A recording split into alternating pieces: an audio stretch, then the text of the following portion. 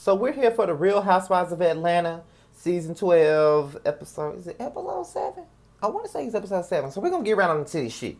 So Kenya comes over to Cynthia's house basically, and they're there to talk about Mike possibly moving in. Cynthia trying to make room for this nigga. She got a whole bedroom that she turned into a damn closet, and that damn closet got a closet on the inside. And Kenya was like, girl, you doing too much. The man ain't even proposed to you. You know what I mean? So until he proposes to you, that's when you need to decide whether you need to do this or do you not need to do this. And so Cynthia was like, I know you're not talking. You married your man after 3 months. And then Kenya was like, exactly my point. This is why I'm telling you, you need to wait before you decide to make that decision. So yeah, I get what Kenya's saying. Bitch, you my friend, but I don't want you to make the same dumbass decision that I made in regards to this type of fucking situation. I swear to God, I don't want you to. That's a good thing to do, Kenya. Very good thing. But Cynthia talking about Mike, and she was like, well, why can't he move to Atlanta? Why can't you move to LA? Y'all just gotta make that decision. And that's pretty clear. They have to make that decision. You know what I mean? But Cynthia was like, we've been talking about marriage. I know we're gonna get engaged at some point. I already know it. So Kenya was like, well, at the end of the day, if you need to make these decisions that you're trying to make right now when y'all get engaged. And honestly, I can totally agree with that. Because sometimes we do make a move so damn fast because we're so high off the relationship that we really don't really get to see things the way it's supposed to be. And I feel like the relationship that I had before, I think that it dissolved because it was moving a little bit too fast. So it was kind of like, maybe until I really realized that this is solid, is a good foundation, then maybe I need to figure out if that's a great thing for me or not. So I get where she's coming from. So they started talking about Snakegate, and they talked about Marlo's hair lunch. And Kenya didn't have no remorse for what the fuck she did. She was more so focused on what the fuck Marlo said and the low blows that she threw. Now, Kenya, you did come to this woman's event and fuck it up. So she wasn't going to say nothing nice about you. So you might as well just get over that shit, honestly. But then they start talking about Snakegate. And they don't know if Marlo recorded her or Yovana recorded her. And I think Kenya thinks that Marlo did it, okay? But my thing about it is, I think Yovana, that bitch from Clark, did that. That's who I think did it, because she's the one who came to NeNe talking about she had receipts. I feel like if Marlo did that shit, she would have put that shit on Front Street quick, fast, in a motherfucking hurry. To be honest, I don't even think she would have recorded motherfucking Cynthia. She would have just went back and told NeNe what the fuck she said. Yovana, on the other hand, has motives.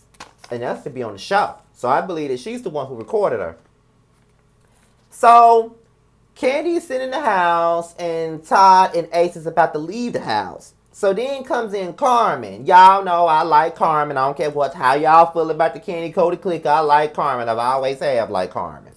But when she was sitting on the couch talking to Kandi, I was just looking at her face, and I know that her nose is kind of big already, but it looks spread it out. And I was looking at her like, is she pregnant and they ain't saying that? Because Carmen really did look pregnant in the face. That's how she looked. So I don't know, but that could just be me, So she starts talking about the family dynamics in her house. And basically, it's kind of like Kayla is about to move to New York. And, Kandi just feels some type of way because she already got Ace with Todd. Now they got a little girl on the way. And she's talking about how, Todd's relationship with Kayla really isn't the best that it should be. They can go for a month without talking. They can go for weeks without speaking, and it don't even bother them. So Carmen was like, well, have you ever tried to talk to Todd about it? At the end of the day, I do think that it's like when it comes down to a blended family, there are still boundaries that you don't want to cross. And with Riley is like, when Todd tries to discipline Riley got that whole attitude of, what I mean?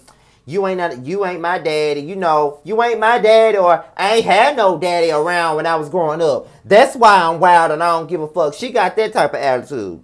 But you can't have that type of attitude when this man is supposed to be a provider. He's your mother's husband. So therefore, he's your guardian. He's your stepfather. Bitch, you ain't got no daddy. Todd is the only daddy you know, so you need to get with the fucking program, to be quite honest. And no, I don't mean to call Riley a bitch. I don't mean to. But girl, that's your motherfucking That is the daddy that you know, because you don't know your fucking daddy. Your dad ain't in your life. So therefore, you got somebody that's trying to be your daddy. So you need to listen to him. To be honest, like real talk. And Kandi, you need to instead of laughing at the shit, you need to enforce that shit on Riley. Stop being disrespectful to Todd. He's not your biological father, but he is your stepfather by law, motherfucker. Okay, so respect that man. Respect him. She real disrespectful. She ain't nothing but another Mama Joyce. Later on, Kayla is getting ready to go to New York, and she's having butterflies about that shit. Like, she's having a panic attack and everything like that. And it's pretty clear that there's a disconnect in that household. It's like it's very divided. There's Kayla and Todd. There's Kandi and Riley, with Ace and Dad smacked in the middle. I think that Kandi wants to have a relationship with Kayla. She wants to have a better relationship with Kayla, but Todd isn't going to allow that. Because, see, if Kandi gets a relationship with Kayla, then Kayla's going to get the same perks as Riley. And Kandi has stated several times that she's always wanted to, shower Kayla with the same things that she showers Riley with. And that's only fair. I mean, it wouldn't be right to be in a house with somebody and watch them get all the shit that you don't have. You know what I mean? But Todd don't want that.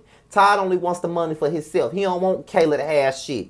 And Kayla always looks like she's sad and depressed to be in that house, because she probably feels like a ugly duckling in a sense. Not really an ugly duckling. Not me saying that she's ugly or anything like this. She probably feels like Cinderella in a sense. She probably feels like an orphan in her own home. You know what I mean? And then on top of that, when she asked Ace was he going to miss her, that didn't even help, because he said he wasn't going to miss her ass at all. So that pretty much let me know how she feels in the house. And then on top of that, when Kandi said that, Kayla and Riley, they will both be in New York, but do I think that they're going to hang out together? No. They don't even hang out, or they barely even talk in the same house together. So they're definitely not going to do it in New York. And to be honest, if I was Kayla, I wouldn't want to fuck with Riley ass either, to be honest. I mean, I like Riley. I think that she has her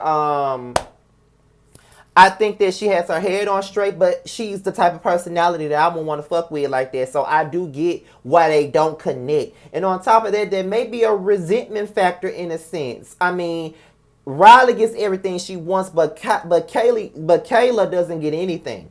And it's not because she can't get anything. It's because Todd stops her from getting anything. Like, Kandi wants to be there for her financially, but Todd wants her to be an independent woman. But my thing about it is, you ain't an independent man. You know what I mean? Kandi got the bankroll. You don't. The only reason why you getting the bankroll is because she's married to you. So instead of, you not only are you stopping her from getting the perks, but you're stopping her from having a relationship with Kandi. It's obvious that Kandi wants to be that woman in her life, that stepmom in her life, but you won't let that happen. You're only doing more harm than good, to be honest. And then, Kandi, you shouldn't even want no other kid with Todd. If he's acting like that with Kayla, what make you think he won't act like that with your daughter? And it could be a sense of resentment with Todd towards Kayla's mother, because he didn't even know that Kayla existed until she got older. So that could be another reason why there's a big disconnect.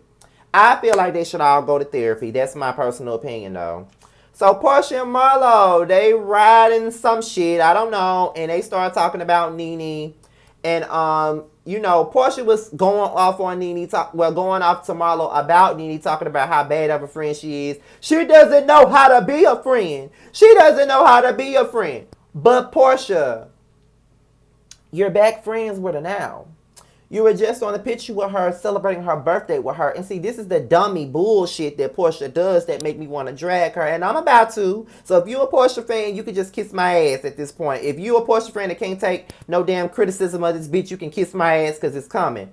Porsha, stop being dumb. Okay? Stop being fucking dumb. Okay? You sit up here and you talk about how NeNe doesn't know how to be a friend. This is the same damn two-step Josephine, Johnny, walk it out, laffy taffy dance you've been doing for the last couple of years. You break up, you make up. You break up, you make up. You break up, you make up. She disrespect you. She say you should be fired. She call you a big fat hungry bitch while you pregnant or breastfeeding your child or whatever the fuck you doing. She clearly disrespects you every time y'all fall out, and you take her right the fuck back. But I'm not surprised, Because if you can take any time, you can sit up and still be cool with a person that threw you under the bus and set you up to accuse somebody of drugging them, and you still be cool with them. Why am I not surprised that you cool with motherfucking NeNe again, who don't mean your ass no fucking good? I mean, why am I fucking surprised? Because I'm not. I ain't even trying to hear that.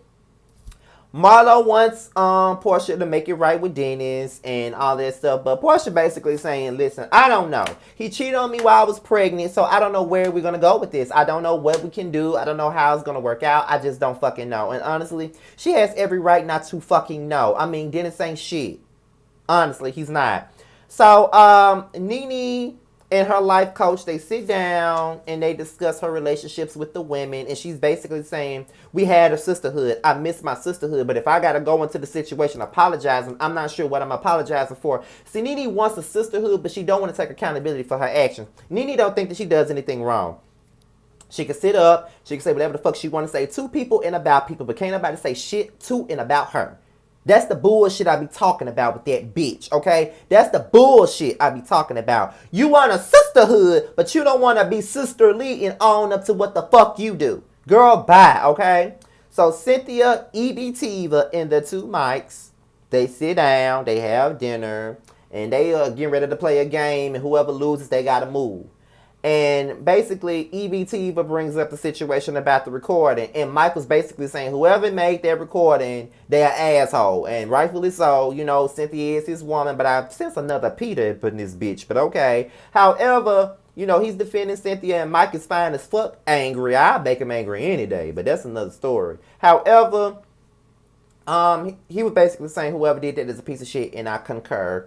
So Cynthia, Kenya goes to meet with this woman, and basically she reveals that, you know, Mark got other kids and they don't have a prenuptial agreement. So at this point, Kenya just wants to protect all her assets at this point. And that's why you're supposed to have a prenuptial agreement, honestly. I know that people don't like prenups. It makes it sound like you're planning a divorce, but you never know what could happen. A man can wake up and say, you know, one day a man can wake up and say, oh, girl, I love you. Then the next day he can wake up and say, bitch, I don't want you no more. Look at Porsha and Dennis. He was showering her with gifts, making her feel loved, and look at what the fuck he did to her. You never can be so sure.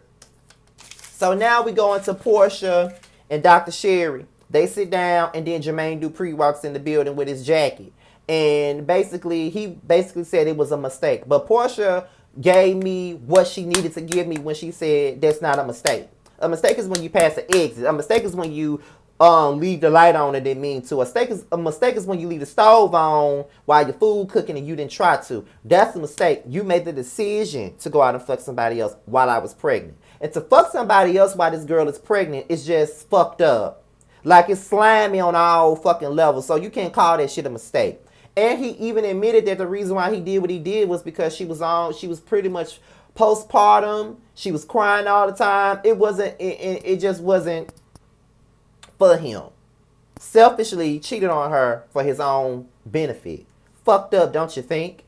So, you know, Porsha doesn't know what she's saying. She doesn't know if she wants to make this shit right or not. And if she does make it right, which we probably know that she is, you know. But if she decides to make it right, then that's on her. You know, we can't really judge her for making it right. I mean, you can't help who the fuck you love at the end of the day. If you love this person, you just love this motherfucking person. Ain't nothing you can do about that. But I just hope that whatever decision that she decides to make is the right decision. And just like she said, she don't want her daughter growing up in a house with fake love. Nobody wants their child to grow up in a house with fake love. I grew up in a house with fake love for my mom and my stepdad. So I know all about it. Okay, so Porsha, make the right decision for you. I'm not here to tell you what decision you need to make, but make sure it's the right decision for you, your mind, your body, your spirit, and your mental. Make sure. With that being said, you guys, this is my review on the Housewives of Atlanta. Be sure to like, rate, comment, subscribe, and share this video. And be on the lookout for my next videos, all right? Shout outs to Bounty Blue, Ashley, Giving You the Real Tea, The Get Over You, The Scorpion Show, everybody I fuck with, Jamar84, everybody I fuck with. Shout out to all y'all, and I'm out this bitch. Peace.